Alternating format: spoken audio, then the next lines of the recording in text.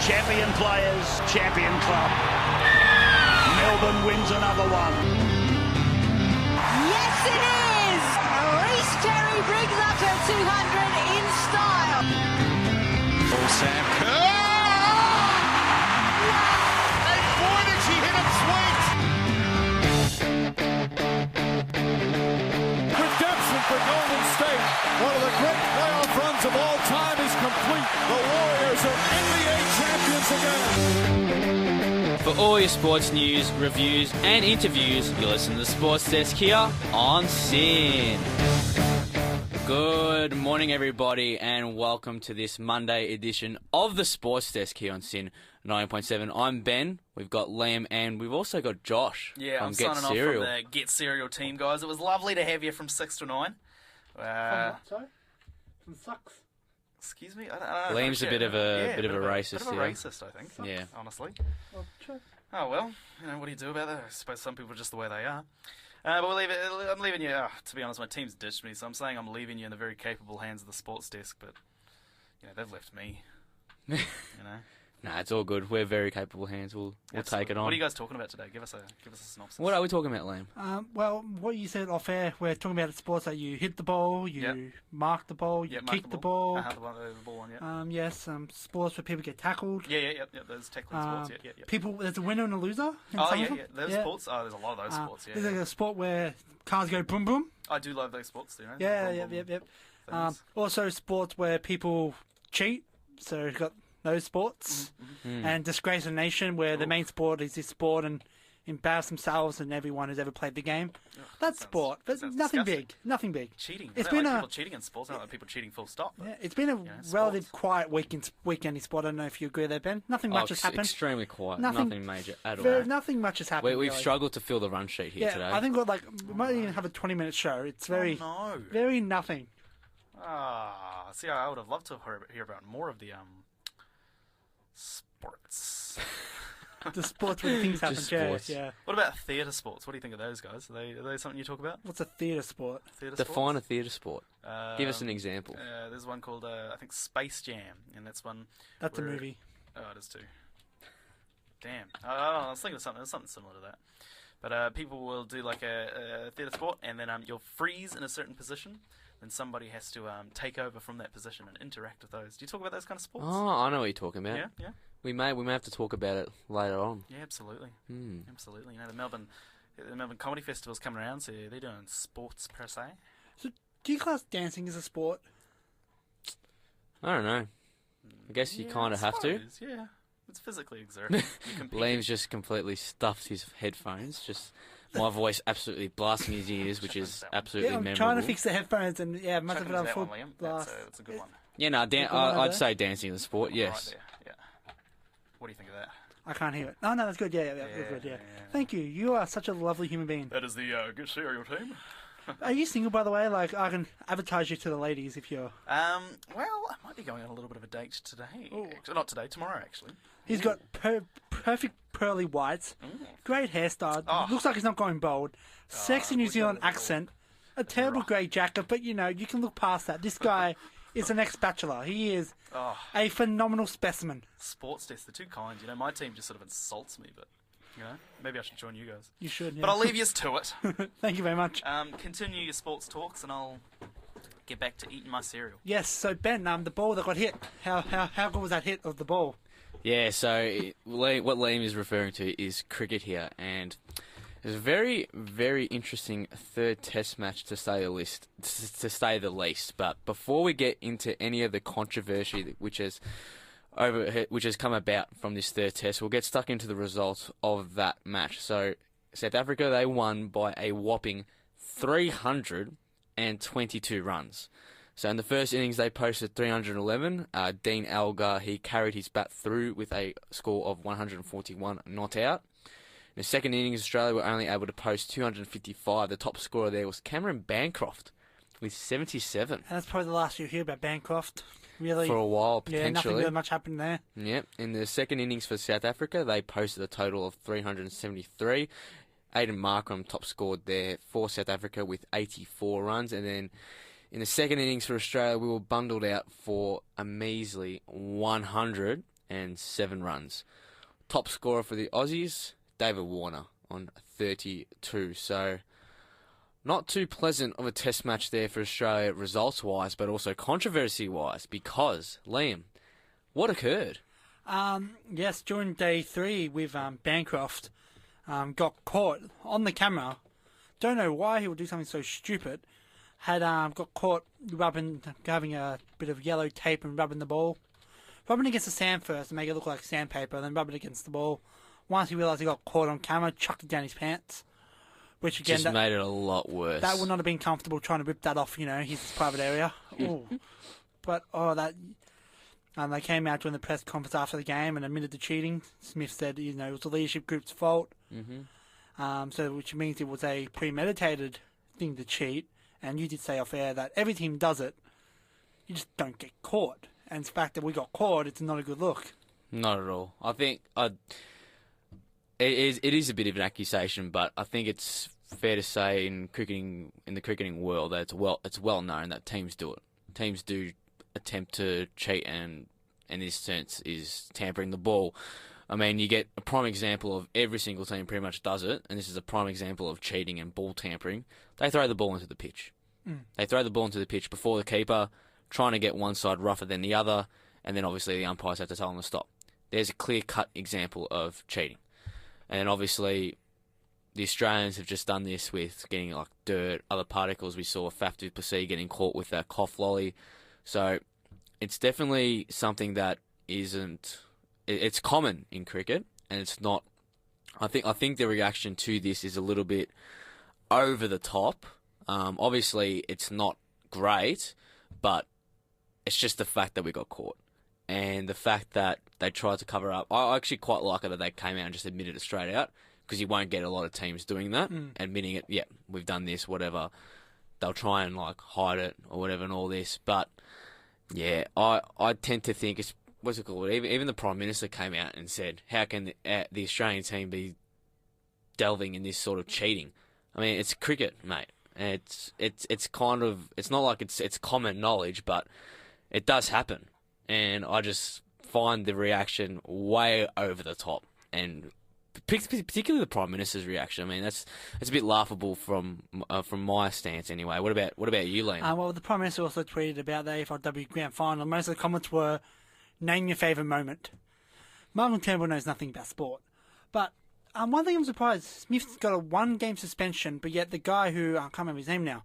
Bancroft? No, the South African who got the 2 games. Faf du Plessis? Yeah. He got the 2 games and got let off for a bump at someone who's just came out and admitted to cheating. What's his name? Oh, Rabada. Rabada, that's it, yes. Yeah, Rabada. So he got 2 weeks for a bump and something else. Smith admitted to cheating, ball tampering, and all that stuff. Gets a week. Gets a, 1 match. Straight out. I think he should at least get a series. As much as you said it's blown out of proportion, it is a terrible look. I don't know. I'm not saying the suspension or whatever. I'm just saying the reaction to it is just completely over the top in my opinion. I just feel like as Australians, we pride ourselves on cricket.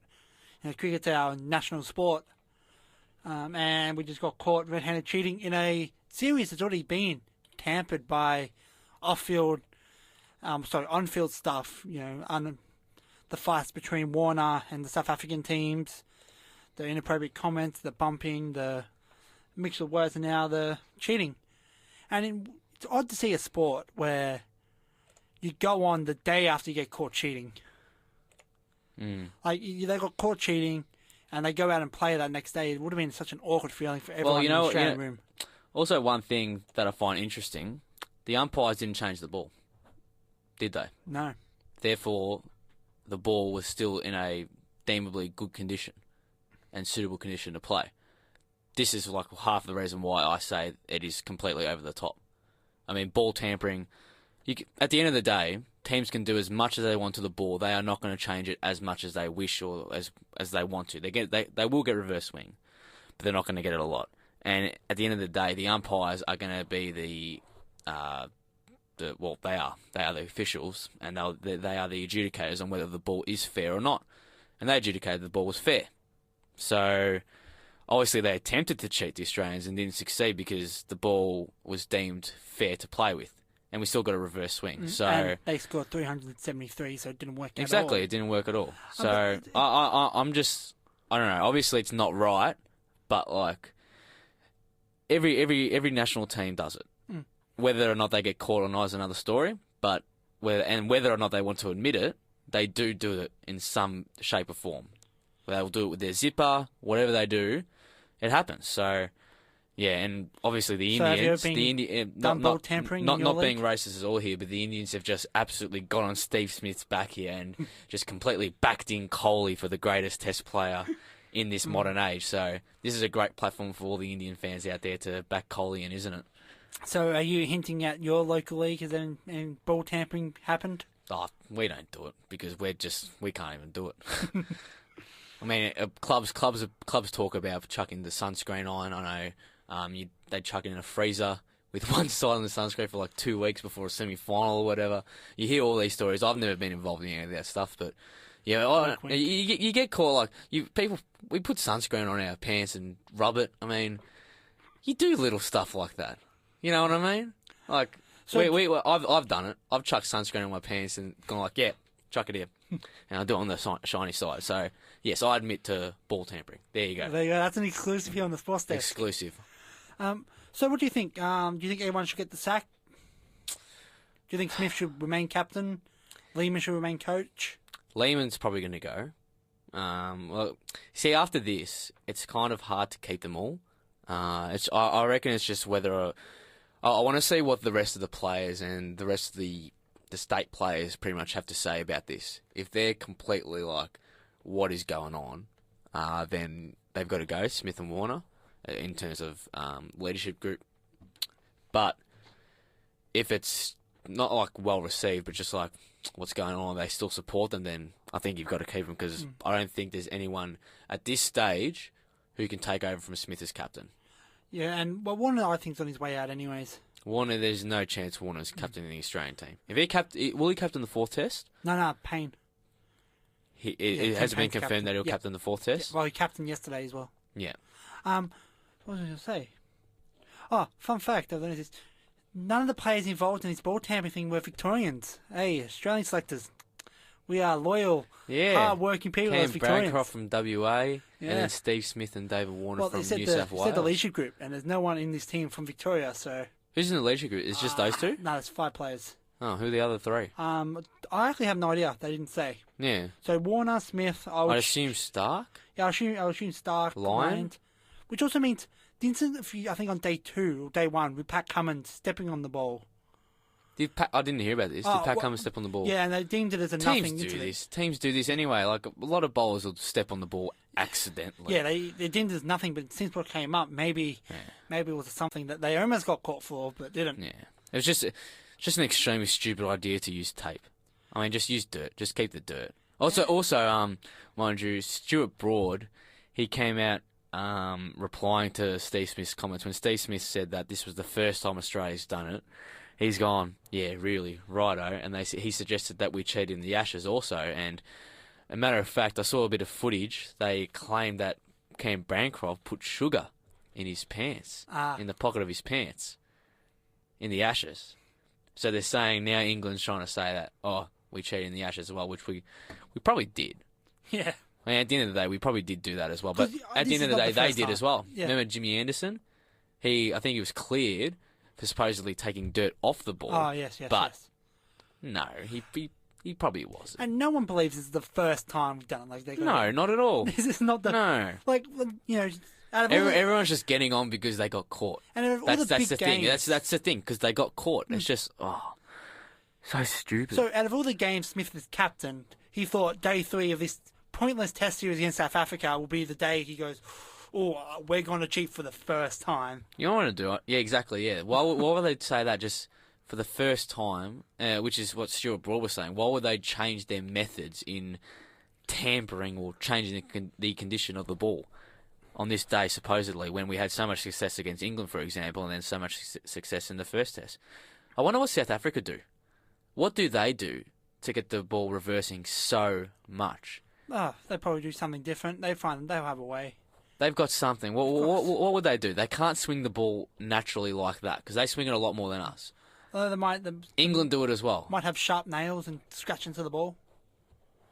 Is that ball tampering? It would be anything that tampers the ball. That's ball tampering. Yeah. So it's like that's why I'm saying like it's a bit over the top. Oh, it is. Obviously they have to be suspended because they're caught and this is just one of the dumbest ways to tamper. Get yellow tape, which is clear to be seen. Oh, I don't know. And then chuck it down your pants and it's just to make it so obvious. I mean, that's just completely heightened the situation. Obviously, look, I'm putting it this way: it's no good in any say to tamper with the ball, but like there are many other legal ways of doing so, which you can't get caught, i.e., sunscreen. Use sunscreen. Shine the ball. I don't know. Throw the ball into the pitch until the umpires tell you not to. But yeah, just Also, it's definitely not a good look for the game. And obviously, in terms of producing the next talent and all that, it just, and especially for juniors. I mean, what kind of example does he set to the juniors? Exactly. Only a few months ago, Smith was looked at as the next Don Bradman. He was all the hype, and now he's in the same level as James Hird. I wouldn't put it that yet. And I think people, only a few people support Essendon, and I think the whole country supports Australia. So, Yeah. But I don't get why the fourth test is going ahead. It doesn't need to go ahead. It's been an absolute shit series, anyways. There is no need. This for is the final test, isn't it? Yeah, but there's no need for the fourth test to go ahead. Well, it does because if we win it, it becomes a draw and we retain it. I believe, yeah, because we won the last one. Oh, and the person I feel for the most is the social media person at the Australian cricket. Because they had to post updates last night about the game, like anyone actually cared.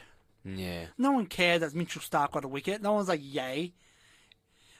Well, when Steve Smith went out to bat, he copped it. The whole Australian team's copped faithful. it. Oh, they copped it bad. Imagine Bancroft and Warnock, the first two coming out, they would have got booed. Well, Warnock got booed anyways, but Yeah. oh, it's a terrible series. This is the icing on the cake, really. Well, It's been a terrible series. Back to what you asked me, do you think they should be sacked? Warren and Smith? I think a one match suspension's too long for being caught. Too long? Or Too short. Yeah, I believe they should be sacked for quite a while. I don't know if Smith should come back as captain, but like you said, who's going to replace him? We don't really have a captain. I know Mitch Marsh was looked at as the next captain, but there was talk about Pete Hanscom, I reckon, a year ago when he was performing well. So is he an option? Well, Clark said he'll come back. He'll replace Smith now, won't he? For sure. Should, yeah. Because he was the 12th man, I believe. Yeah. Because he came out onto the ground and pretty much told Bancroft, "Mate, you've been busted." I'm not sure whether or not he gave him the black handkerchief, which he showed to the umpires in protest, but yeah. Damn, he might have. So if he's involved, it means the Victorian was involved. Well, he pretty much got orders. Yeah. And when you get told what to do and you're 12th man, you've pretty much got to do it, don't you? Yeah, I kind of feel bad for Bancroft as well. Yeah, Bancroft got told. He got told to do it. And obviously he's still done it, but I mean, put yourself in that situation when the leadership group tell you to do it. You've got to do this. What are you? You'd be out of your mind if you don't do it. Like Exactly. you've got to do it. So I don't know why they didn't suspend or conduct any demerit points to the Australian leadership team as well. I think that's why I can't remember his name. Someone's coming over to do a proper investigation. Yeah, Cricket Australia doing a proper investigation. So it's not over by a long shot. Oh yeah, this is not over at all. When is the next test? We don't have a next test series for. Cannot remember. I think maybe India or somewhere. But it's terrible. We're going to head into some positive sports news, and we're going to discuss. Maybe not for you. Maybe not for you. This is. Well, not for you either, because you guys copped. I copped a got double L. Yeah, you I got copped a double. double L. But anyway, AFL is kick off with the back, round 1. Yes, but we'll kick off with the AFLW Grand Final, which is finished, and the Western Bulldogs ran out winners 4-3-27. The Brisbane Lions 3-3-21. A late goal from Bushnuck could not help the Lions, and Ben, the Brisbane Lions women's team are changing their colours actually from blue and gold to blue and silver because they just can't get the gold. Okay, I'm just going to choose to leave that, and good call. That's it. But yeah, it's the first time I think history. There for the first time in history, the teams lost back-to-back grand finals by the same margin. And one of my biggest issues of the week was actually during the game. Well, after the game, You know, they redid the 2016 Grand Final with Katie Brennan coming on. She lifted up the shirt to show her doggies jumper. And then everyone in the Bulldogs list came up and celebrated with the Premiership Cup. And I believe the players who played in the game should celebrate with the Premiership Cup. The players who didn't play in the game can celebrate after in the rooms and the after party and all that stuff. Yeah. Like, I understand Katie Brennan lifting the cup. It was a good gesture, even though I'm pretty sure I've seen it before somewhere. But after, it was just, I didn't like it. Was not a fan. I think the Doggies took it too far, having everyone there. Like, this girl that probably no one knew her name lifted up her shirt to show her Doggies jumper. You know, if you don't play the game, don't celebrate. You're going to look like a buffoon in a year's time when you actually think about it. Well, they've had history in doing this, the Dogs. Oh. Bob Murphy, 2016. Yeah, I felt like he took it a bit too far as well. I do agree with Sam Newman when he said that. I'm a bit conflicted as well. I mean, you kind of like it, but yeah, I see what you mean. If you don't play, that's it. Like, you know, the players should sing the song after the game, the first time. And then if you want to do one with the whole group, it's good. Like Richmond did in the rooms. They did a one with, and I think the Doggies did the exact same thing. They got all the players. No, sorry, the Doggies did. 2016, they got everyone who was a part of the club sing the song, which is good. It was after the match, in the rooms, after the post-match address. But while the celebration's going on, it's the players who played in the grand final. Everyone else, you know, you didn't play, wait your turn. You know, celebrate afterwards, be happy for your team. But yeah, let's kick off. We've already done Thursday night. We did Thursday on Friday. But Friday night was a really good match. It was. Essendon coming from behind to defeat the Crows 99-87 there, Etihad. They were behind by as much as 20 points. There was 20-odd points in that last term, and Adelaide simply ran out of legs. They did. And Essendon just completely overran them and got the W. Yeah, I mean, there's no worrying signs for Adelaide. Like, they are depleted. They know Brody, Brad Crouch, Brody Smith, Taylor Walker, Tom Lynch. Then they also lost Jake Lever and Charlie Cameron to separate clubs. So they're missing most of their grand final team from last year. And Hugh Greenwood was a late inclusion from, I can't remember the guy who came from North Melbourne. I think not Levi Greenwood. Oh, I know who you're talking about. Yeah, it absolutely slipped my mind. But good win for Essendon. They've got a nice game next week against Fremantle at the new Perth Stadium. So they're looking probably... You'll think they should get over that game comfortably, get a 2-0 start to the season. Let's jump to Saturday now, when the St Kilda Saints took on the Brisbane Lions. And the scoreline doesn't represent how good of a game this was. St Kilda got over the line 6-11, 107 to 12-10, 82. Mm-hmm. The Lions played much better than what the scoreline said. Oh, yeah. And this is probably the tale of the tape from last season in terms of sense we do well the first 3 quarters. I think we were in front a little bit in that third term, and then... Yeah, that last term we just simply run out of legs and let the team overrun us. But yeah, it was a much improved performance by us. But yeah, unfortunately, went down 25 points. Yeah, and it was good seeing players like Christensen and Charlie Cameron looking good for a forward-line duo. Yeah, they were. They looked good, yeah. Big lad Cam Rayner kicked a goal. Mm-hmm. Good to see. Barry kicked 3. Yeah, Barry was really well. He was very good. Wow. Haven't heard that before. Really? That's... Surprise. Massive surprise. I know. He's done very good. I think Taylor... He loves it. No, I love your reaction to... Very good. It's kind of my reaction when people go, oh, Freo has on the flag. God. But okay. Taylor Walker did good in the back line. I prefer Taylor Walker as a back... Not Taylor Walker, Josh Walker. Josh Walker. As a backman. I know you're not a big fan of... No. Not going to grab a Josh Walker merchandise anytime soon. No chance. Good win for St Kilda. You know, they're a team that's threatening to make the top 8. And according to Bob Murphy, this team's threatening to make the top 8 as well. The Gold Coast Suns, they played at... Oh, sorry, we'll get the free game after. The Gold Coast Suns played North Melbourne at the Cairns Aquatic Centre. The Cairns Aquatic Centre. Well, that's a very accurate statement because it was like a swimming pool, wasn't it? It was terrible. It was shocking. Oh. And Gold Coast, they got the win there, defeating North Melbourne. Got the score here, 7-13-55 to 5-9-39. And all goals kicked at one end of the ground. There you go. It was The swimming pool end. Yeah, it was. Which end's that? See, I was thinking the shallow end because it was less water. Ah, the shallow end of the yeah. pool. Yeah, the shallow end of nice. the I pool. like that. Okay. But, Well, let's get back to your game. Yeah, so Freo got absolutely whacked. Double the margin that we got whacked. They got smashed by 50 points. 16-14, 110 to 9-6-60 there at the Adelaide Oval against Port Adelaide. You know what the one thing that came to my mind after watching this game? How bad are we? How did Pavlich kick 700 goals without delivering inside 450? We could have... That just tells you how good of a player Pav was. We couldn't hit a brick wall. So many times you just bomb it inside 450. None of our mics on. Oh, Your mic's on. So I was told none of the mics on. That's okay. Good one. I turned mine off because I just needed to adjust it. Okay. I didn't see that a light. Going colourblind in my old age. I am 22. I'm near my quarter-life crisis. Oh, yeah, true. Okay. But yeah, Freo played absolutely terrible. They started off really well. I think we got like the first 9 inside 50s. And we just couldn't score, which is a surprise. I know if you're a Freo fan out there, what? We couldn't score? We struggled to score? What is this? The biggest issue for a lot of people is the fact that we played 5 people over the age of 30. And 6 if Lee Spur didn't get injured before the round 1. Where Ross Lyon's saying to rebuild, but we're playing so many old players. I get some. I get playing players like David Mundy and Sandilands. Sandilands won't play all season. Even Johnson to an extent, but Daniel Pearce had really no spot on the side. Ballantyne is on his way out. He played. Granted, maybe his JLT form was the reason why he got picked. But you got players like Brandon Matera now and Michael Walters. It just wasn't a good game for Fremantle. You know, they came in with a lot of hype coming off the round, the JLT series. People even thought, oh, they could play finals, but no. After this performance, the second worst performance of the round. Actually, I might say third worst.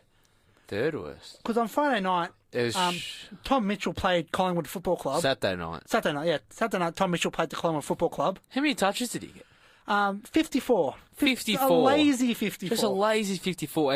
And you think that, you know what? We're just going to let him run free. We will not put a tag on him at all. Yeah.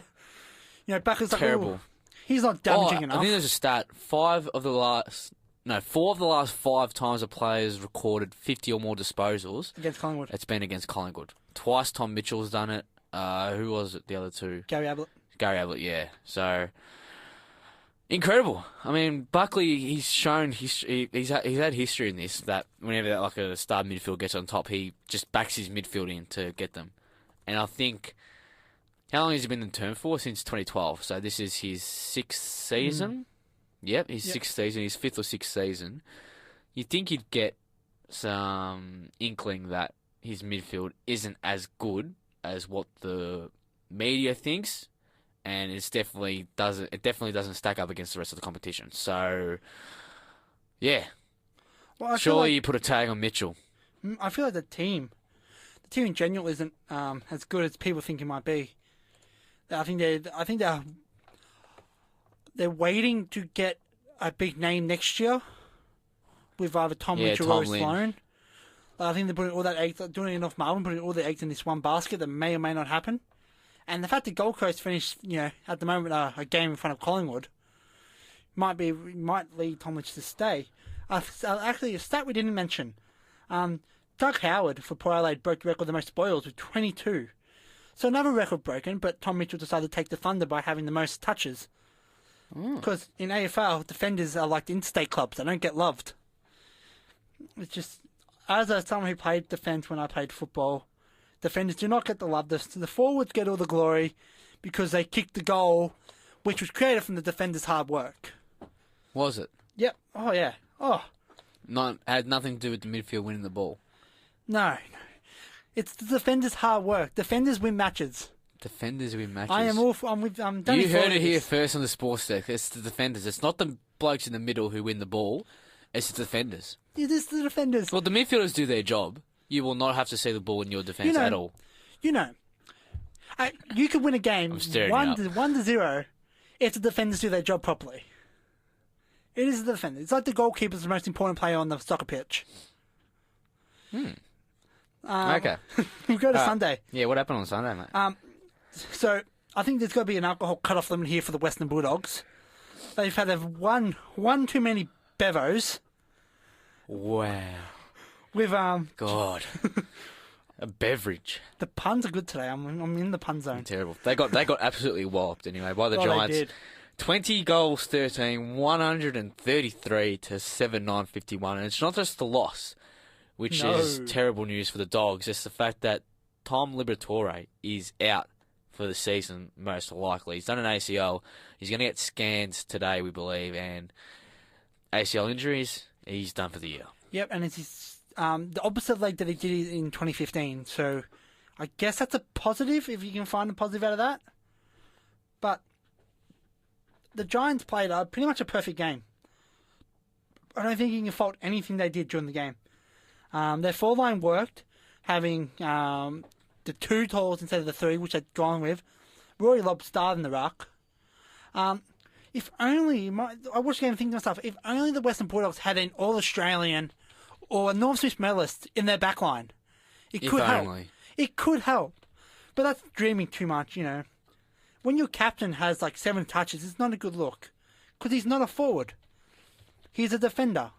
Joe Hansen I can see play forward. You know, maybe a bit higher up than most. But Eastonwood's a defender. Keep him in the back line, especially now that Crosby's gone out with a knee injury. Eastonwood would have to play in the back line. Gary Ablett returned to the Cats. So, looked a bit weird in number 4. I'm going to give you an But he example. had a great match, didn't he? 39 touches, same with Selwood. So, I'm going to give you an example. So just say I cheated on my fiancée, right? So I cheated on my fiancée with, at the time, a girl that was better looking. After a while, my fiancée... I'd argue that, after a while, Gold Coast better looking than Geelong. At the time, they were offering him more money, you know. Yeah. So, but after, you know, just say 7 years with this girl, she got uglier, where my fiancée either, you know, got better looking. Well, my ex-fiancée got better looking. Well, remained. So then remained good looking. I think they remain. She had a 2015 where, you know, she, you know, wasn't as good looking, but she got better. So I decided to go back with her. But even though I cheated on her, her family is so happy I'm back. It's this big thing. I'm back with my fiancée again. But the only thing, the difference is, Ablett's the favourite son of Geelong. Well, I'm. What if your fiancé's family ask my absolutely loved you? They do, though. They do. There you go. They absolutely loved you, and they welcome you back with open arms. No, but if I cheated, no. It is the worst homecoming ever. McPhee's homecoming to Fremantle was better. Because McPhee didn't want to leave Fremantle in 2001 when he went to Essendon. He got traded without his knowledge. McPhee. We see Geelong Geelong had replacements for Ablett. Like there's basically no issue. And like now that he's come back, Geelong fans are just wrapped because of the midfield they've got. So I'd argue that. I will argue that. It's a terrible homecoming. Anyway, Geelong, a 34-year-old man. It's terrible. It was an incredible match anyway between Geelong and the D's. Went down to the absolute wire. D's going down 13-16, 94 to 14-13, 97. Maxi Gawn for the D's with 10 seconds left on the clock after he kicked the ball. He had a chance to put the D's in front. Absolutely shanked it. And he shanked it to the left. I love it. I'm not sure if you've seen this, but there's this video of this Melbourne Demons supporter at a pub. Oh, absolutely raging, yeah. So when Max Gawn, he marked the ball, he pretty much goes outside the pub, watches the kick, and then as soon as Max Gawn misses it, he puts his scarf onto the road and just walks off. And he was not happy. So, I mean, how much pain can a club endure? It's the Norm Smith curse. It is going strong, and it doesn't look like ending. That's another thing. They should have won that game. Yeah. They should not have been put down by 27 points at half time. And they had 5 opportunities in the last 10 minutes alone to win the game. They lost it more than Geelong won. Like, credit to Geelong. I think they, Tim Carley played phenomenal. I love got him in my Supercoach team, so that was good. Ratagola. Yeah. Daniel Menzel with 4 goals won. Tom Hawkins, did he play? Like, I'm pretty sure it was... Not sure. I know Harry Taylor got injured, and yet they made him carry off Joel Selwood. Oh, I was at the Grand Prix, so you'd have to answer that for me. But yeah, all I know is Harry Taylor got injured with a foot injury, but yet they made him carry off Joel Selwood after the game. Good job there caring about your players. Yeah. But, yeah, it was a good win by Geelong. It's going to be a good game next week between Geelong and Hawthorn, but that's usually always a good game.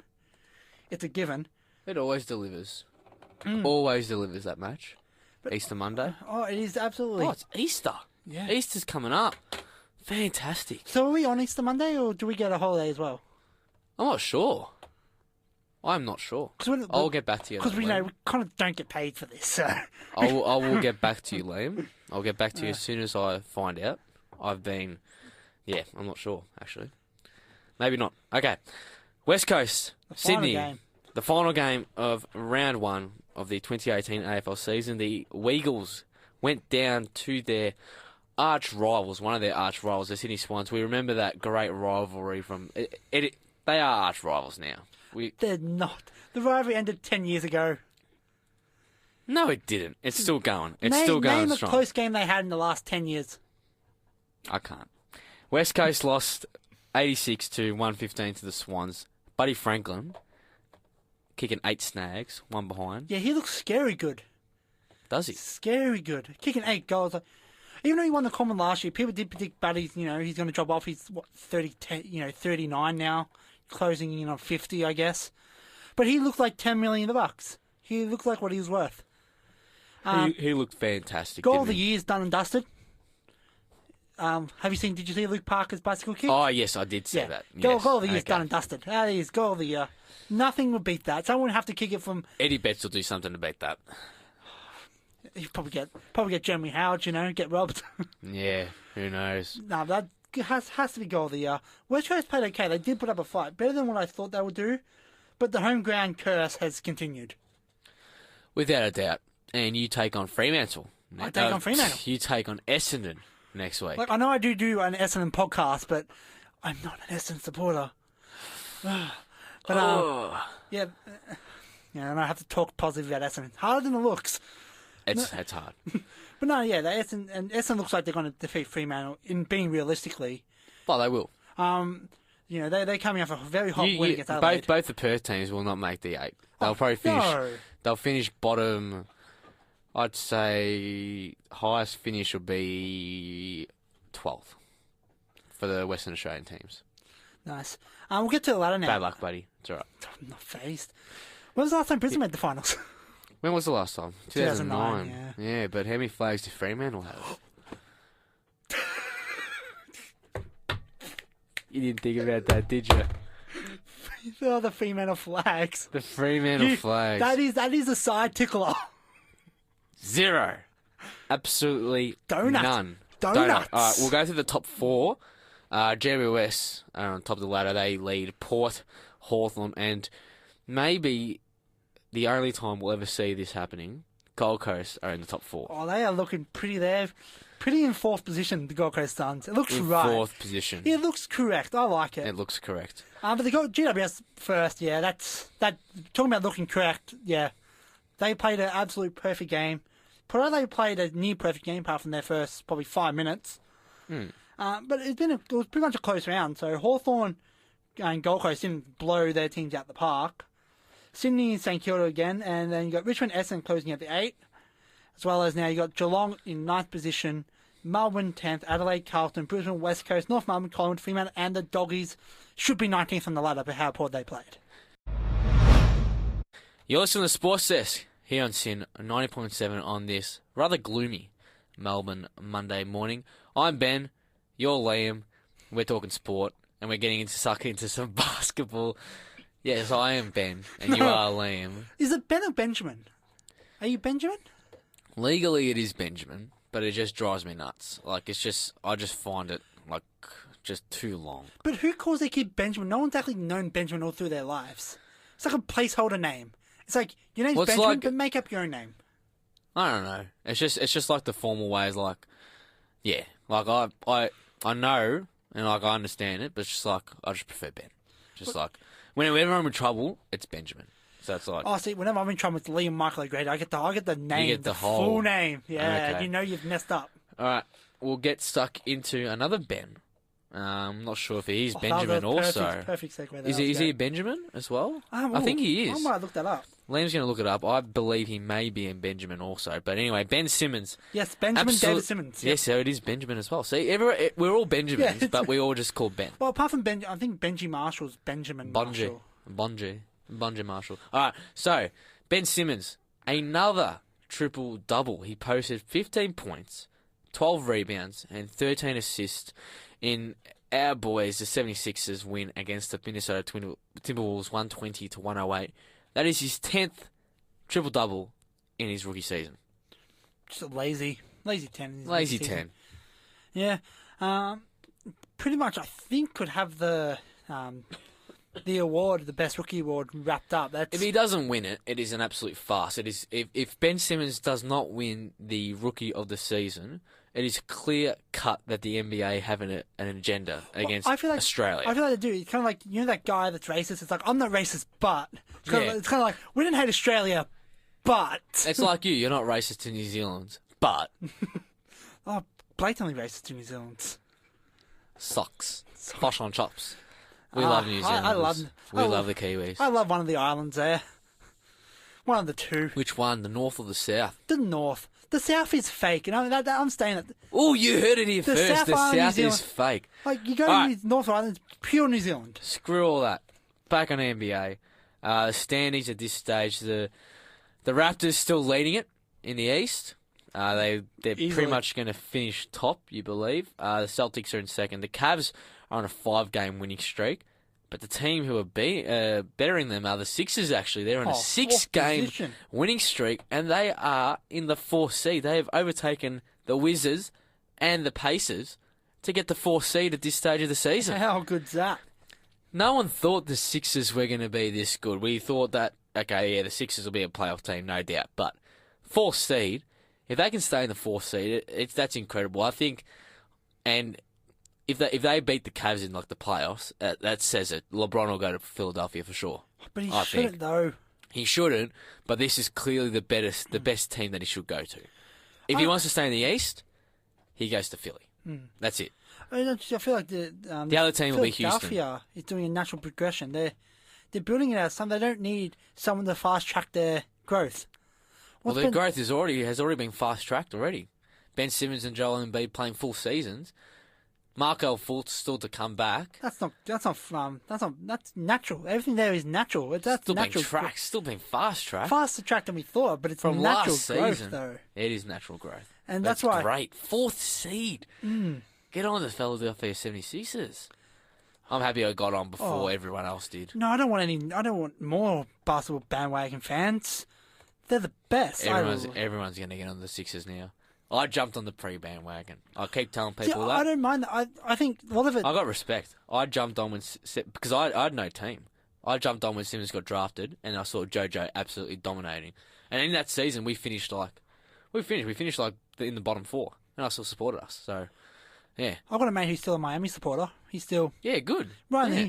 Me too. I got a mate who's still a Miami fan, even after Wade left. Yeah. And he's absolutely wrapped that Wade's back anyway. But yeah, I want to talk about you going for 76 quickly.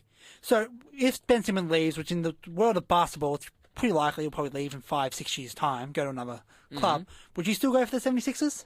Well, I have to now, don't I? You have completely public announced that I'll go for the Philadelphia 76ers. Oh, so you're not like the Golden State supporters who come out the wilderness, or the Cleveland supporters who went through the hard times without LeBron? Well, it's like I heavily support the Philadelphia 76ers, but like I'll support every Aussie as well. So like that's what'll happen. I'll still go for the 76ers, good call. But like wherever Simmons go, I'll support it. Well, yeah, like I said, because that's how I originally supported the NBA. I just followed every single NBA Australian in the NBA, and then I supported all the teams. So it's like I go for Boston, but yeah, I'm kind of rooting for the 76ers as well, just because how good Ben Simmons is. Yeah. He's been doing extremely well. But let's go to the West, and due to the injury crisis at Golden State Warriors, Curry coming out again. He's out for 2 to 3 weeks. Yeah. Minor MCL sprain in his left knee. He'll come back for the playoffs, but yeah, not good for the Warriors. The Warriors, they'll still finish in the 2nd seed, you believe. They're 10 games clear of the 3rd seeded Portland Trailblazers. Well, the Rockets on an 8-game winning streak in the top seed. So Portland 3rd, OKC even on the wins with Portland. They're in the 4th seed. And then rounding out the 8 for the Western Conference is New Orleans, San Antonio back in there, Minnesota, and Utah. So the NBA season starting to shape up. Almost playoffs time. Well, it is playoffs time. It is playoffs time in the NBL. NBL, the Australian yes. League. Melbourne Oh, you're United on fire and with this. Adelaide 36. I don't know how you didn't pick up on that. I'm really surprised you didn't pick up. Okay, Friday night, here in Melbourne, controversial match. Melbourne, they won by 3 points, 101 to 98. They led the series 2-1. Game 4, yesterday, at Adelaide, 3 o'clock. Adelaide were leading by as much as like 20 points at half time. They only won by 9. 90 to 81. So Yeah, game there's a big 5. catch up. Scores a level one stage to the last as well. Yes. So a good comeback from Melbourne United, just not good enough. So I'm just counting. Is it Saturday, the 31st? Yeah. Saturday, yep. Saturday is the grand final between Melbourne. I was just double checking. I was just there counting your fingers. Yeah, like, because I knew it was Saturday, yeah. but like I wasn't sure if the first was on Saturday. All right, anyway. Saturday at 6 p.m. here at Hisense Arena. If you do not have a ticket, and if there are tickets available still, I doubt there are, get down. Yeah, it's Melbourne gonna be United massive. v Adelaide 36ers. This is the decider. Game 5. Winner takes all. Your prediction. We said this last week, I think, that because it's at home, it's gone home away. Melbourne should win, but then trends like to be broken. So Adelaide, of course, a big chance, but I think Melbourne might just sneak over the line.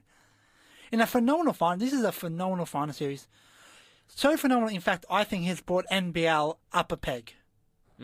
Like, I think more people would be interested in this final series than it was the last final series with Perth and Adelaide 36ers.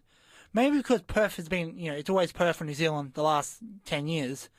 So having Melbourne back again against Adelaide, who came from last year, another big club, so two big states playing off against each other. Basketball's back in Australia in a big way. In NBL, NBA, everything's coming. Australia's going to win a gold medal one day in the Olympics. Fingers Basketball is crossed. big. We're going to get a medal first. Yes. So, yeah, we both reckon Melbourne United will win. And we are now going to get stuck into our wrap-up, starting off with the Formula 1 Australian Grand Prix, which took place on the weekend. I'm proud to say I was there for all 4 days. And yesterday was race day. Hamilton started on pole ahead of Raikkonen and Vettel. However, Sebastian Vettel was able to take the chocolates there. He finished in first place, leading Hamilton and Raikkonen. Daniel Ricciardo started the race in 8th position. He was able to finish in 4th. And then rounding out the top 5 was Alonso, who held off a fast-finishing Max Verstappen. But the race was all Hamilton's to... It was Hamilton's to lose pretty much from the start. Hamilton was leading from the start. He'd already opened up around a 3 or 4 second gap from Kimi. He pitted. Sebastian Vettel stayed out on his tyres. And then controversy happened. The two Haas cars who were actually holding up the Red Bulls, they were both in 4th and 5th position respectively. They both went out at the same time. No. It was like steering wheel malfunctioning or something like that. I'm not too sure on the exact details, but yeah, they both went out and they caused a virtual safety car first, and then because the marshals couldn't remove the Haas cars from the track, a safety car was called out. And what that meant was, it meant Sebastian Vettel pretty much had a free pit stop. So he was in front, he hadn't pitted. Hamilton and Raikkonen, they both had pitted. So Vettel goes in pits, Hamilton behind the safety car. No, the safety car wasn't even out yet. So Hamilton was just going at a normal pace. Vettel goes out. He just got in front of Hamilton.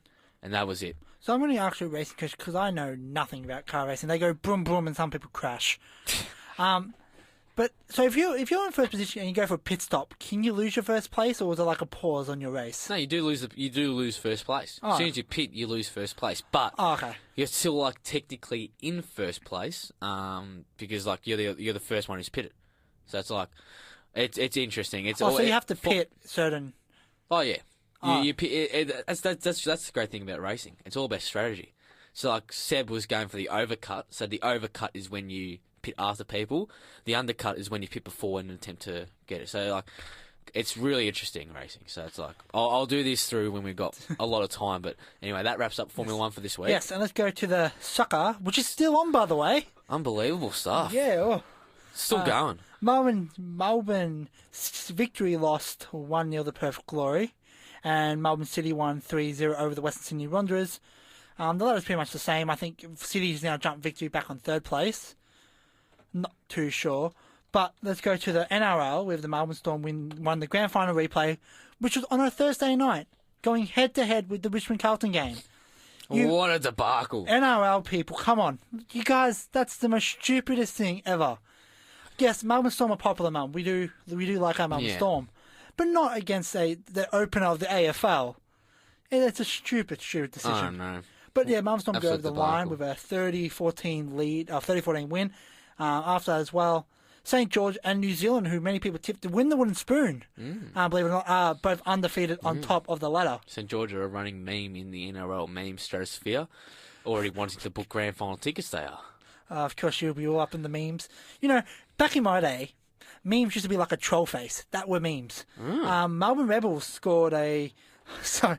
Did they win 476 to 14, Liam? Because this is what you've put. I'm confused here. It was a 46 it'd be, I assume. No, 476, they absolutely... No, yeah, 46. 46, okay. Yep. But yeah, so you and then Cocker a.k.a. Kokonakis, defeated Federer. First time a player outside the top 100, or the lowest ranked player to defeat Federer in who knows how long, defeated Federer 3-6, 6-3, 7-6, 7-4 in the final set, in the second round of the Miami Open. Cock-a-hoop. I just read what I saw in the newspaper. I didn't know his name at all. Oh, I thought you just did that. No. It's Kokonakis. Kokonakis. Tanasi Kokonakis. Well, I was trying to find a name, and I could not find the name at all. Terrible journalism. From broadcast journalism student, that was terrible journalism by me. Anyways, I'll be back on Wednesday with better journalism, hopefully. Hopefully. With Caleb, we're going to discuss the Western Bulldogs. And I will finally be back on Friday. Because I don't know. I did a stand-in for you on Friday. Yeah, because I was at the GP. But it was worth it. Priorities, I got of course. Hamilton's signature. I got Ricardo to sign my hat. I also got a photo with Ricardo. And Vettel. I got Vettel's signature as well. He just got to me. I had to leg it. To get to the Melbourne Walk. It was so worth it. I saw one of your photos. It looked like you were photoshopping. It took me a while to see you as well. Just in the middle, like... Yeah, I was in the middle. Yeah, I kind of ruined my mate's photo. But we were supposed to get it together. But yeah, he kind of went in front of me all the way. There's a lot more photos anyway. All right, that wraps up this Monday edition of the Sports Desk. Liam will be back on Wednesday. I'll be back on Friday. Tune into the Sports Desk on Omni. And yeah, that wraps up this week's Monday edition of the Sports Desk. We're going to leave you with the Shrek meme version of I'm a Believer. This is I'm a Believer by Smash Mouth. You've listened to the Sports Desk here on SYN 90.7.